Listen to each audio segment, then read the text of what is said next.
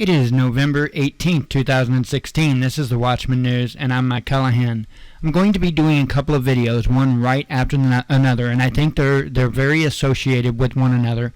And the first one is about a Washington legislator that is wanting to criminalize anti-Trump protests. Now, that will be this video. Now, the title won't say anti-Trump. It will just say protest because it does mean all protest. I love how they kind of throw things in there to mislead people.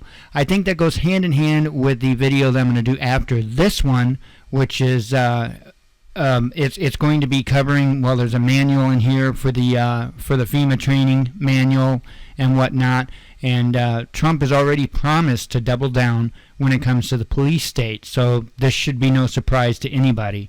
But for right now, let's cover this one.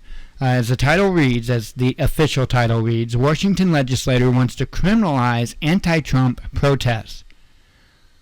A Washington state lawmaker wants to criminalize protests like those that have sprung up around the country against the election of Donald Trump to the White House.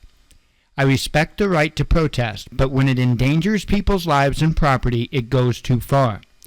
Washington State Senator Doug Erickson, a Republican, said in a statement, "Fear, intimidation, and vandalism are not a legitimate form of political expression.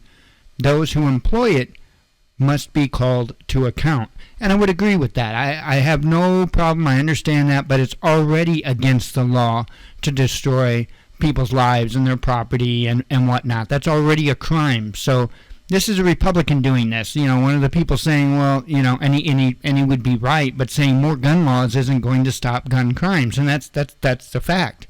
You know, but now he's wanting to make more laws to stop protesting using the same logic. It doesn't even make sense, but we'll continue on.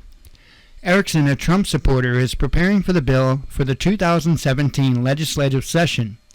It would create a new crime, economic terrorism. Now, by the way, this isn't the first time I've heard about this, by the way. And make it a felony for anyone to take part in a protest aimed at disrupting economic activity that also threatens human life and property, according to the lawmaker's office. The law also would apply to anyone who funds, sponsors, or organizes such protests, the statement read. Now, you have to be very careful in there when you read that, okay? I know that they use the word, I think they used the word "and." Anyone to take part in a protest aimed at disrupting economic activity that also, okay, they use the word also. I think the part that you probably need to worry about there is this one right here, disrupting economic activity, okay? Anyway, his comments come in the wake of protests that have sprung up across the country since last week, when Trump won 290 electoral votes compared to Hillary Clinton's 232. Many of the protests have disrupted traffic and shut down highways or busy commercial neighborhoods, and many have been led by high school students. Under the bill, accomplices to protests could be required to pay a restitution for economic damage, according to Erickson. Wealthy donors should not feel safe in disrupting middle-class jobs, he said. The proposed bill is not likely to make it through the Washington's divided legislature, according to the Seattle Times, and the American Civil Liberties Union called it unnecessary. We're already concerned that some of its loose terms appear to be targeting civil disobedience as terrorism, Doug Honig, communications director of the ACLU of Washington, said in a statement. That's the kind of excessive approach to peaceful protests that our country and state do not need. As Erickson's idea advanced, two teams on the other side of the country told USA Today they plan on continuing their demonstrations for equality and against a Trump presidency. Max Drury, 15, and Elijah Newman, 16, two high school students at the Institute for Collaborative Education who planned for some of the demonstrations that barreled through New York after Trump won the election, said they also have helped organize a rally of high schoolers that will take place at Borough Hall in Manhattan on Friday, and that they are trying to coordinate a bus of students to the Women's March on Washington, slated to take place on January 21st, one day after Trump's inauguration. I have this white privilege, and I'm going to be totally fine throughout all this, and I want to help people that won't be fine, and I think a good place to start is by organizing and being in protest, Drury said. Drury, the son of a jazz musician and teacher, said Newman, the son of an art education administrator and a lawyer who writes legislation for the city of New York, said they plan on documenting their experiences of the last few days through their passions.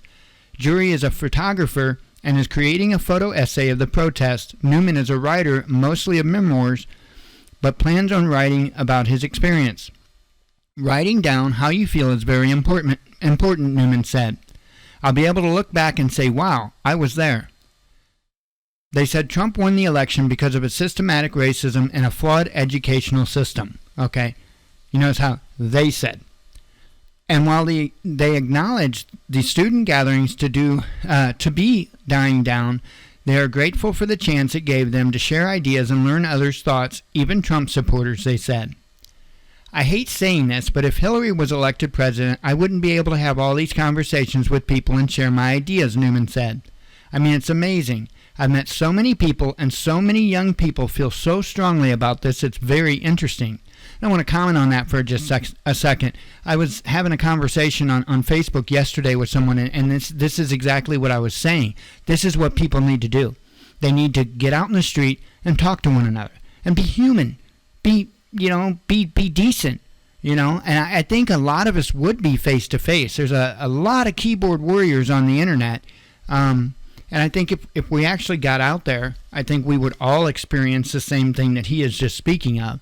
I think we would probably also agree on a lot more than what we think we would. Anyway, Drury said that they can't take credit for launching a movement, but said they tapped into something already there. Since the Montgomery bus boycott, students have played a giant role in civil activism, Drury said. I think we were inspired and think about every time students have protested and taken parts in civil rights. I think we may have just been the ones to say, New York students, let's get in this.